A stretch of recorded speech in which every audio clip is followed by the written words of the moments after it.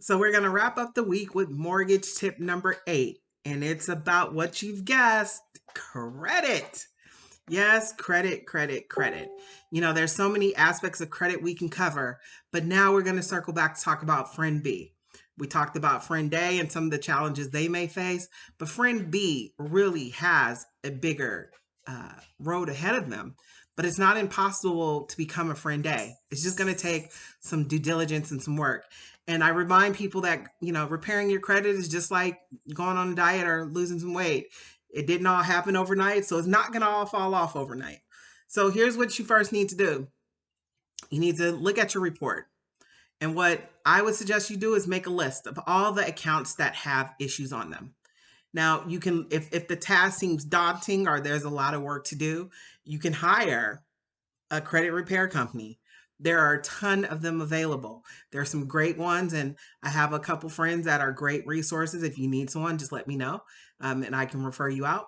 But there's some work you can do on your own. So the first thing you can do is, number one, start paying your bills on time. So if you have accounts that are currently in a delinquent status, meaning a 30, 60, 90 day status, pay them to their current and make sure you make a payment within the 30-day time frame. This will help your credit already.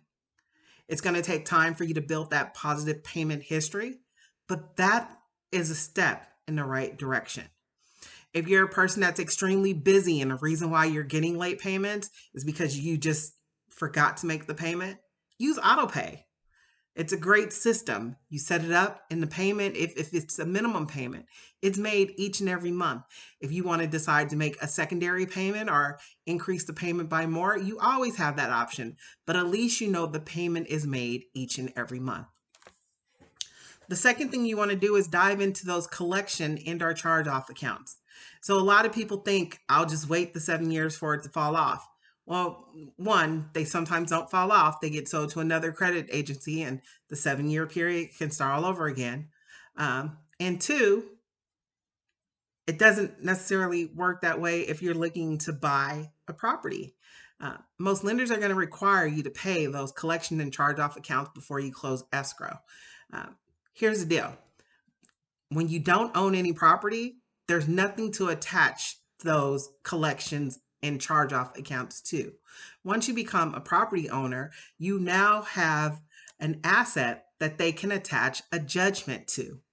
No lender wants to put you in a position or their collateral in a position where if for some reason they have to foreclose on the property, they are responsible for paying any judgments and or collections.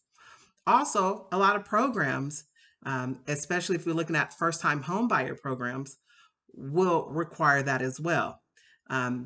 Interesting story. I've had a good friend of mine that wanted to buy a house recently, and she wanted to do the CalHFA no down payment program. But her student loans, she had student loans that were in a collection status. You cannot go to Uncle Sam and ask Uncle Sam to front you a percentage of your down payment and you owe him money and are in a position of collection status. All those accounts had to come out of collection and be in a positive status before they will even consider 100% no down payment program. So if you're in that position, you want to cure that. So another thing you can do, and I've personally done this because I've been honest with you. Look, I've been a friend B. And I fought hard to get out of that status. But what I've done is I've reached out to a collection agency or two. And I asked them, hey, there's this account on my credit. It says I owe $300. If I send you the $300 today, will you delete it? And honestly, 95% of the time, they'll say, yeah, sure. They just want the account closed out. And so it was a win-win for both of us, right? They got an account off their book and I got a collection removed from my credit. So I say all this to say it is friend B's is not the end of the world. And you too will be a homeowner one day. But it may take you a few more steps. Again, first thing you want to start doing is pay your bills on time. Uh, Another thing you can do, and I don't think I mentioned this, so I'm going to circle back, is open some new accounts. Get a new loan, get a couple revolving credit cards, get a store credit card. Now, remember, when you're getting these cards, you're still going to follow the 30% utility rule. So if it's a $500 line of credit, we're not going to charge more than $150, and we're going to pay it off or pay it down on time. We're not going to get a 30 or 60. If the combination of those two things will help improve your credit. Now, it may take a couple years, but it'll get there. Does that mean you have to wait a couple years to buy a house? Not necessarily.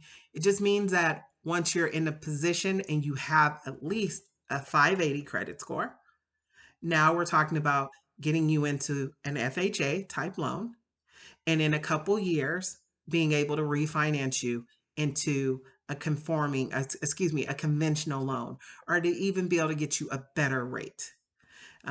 The way bad credit hurts you is you get a higher rate. So that's how I want to end the week with mortgage tip number 8. I'll be back next week with some more mortgage tips. Now, if there's a particular topic you want me to discuss, hey, feel free to put it in the comments or send me a personal message. And if you want to talk to me one-on-one about your individual situation, I'm here. I'm available and look forward to talking to you. Have a wonderful weekend.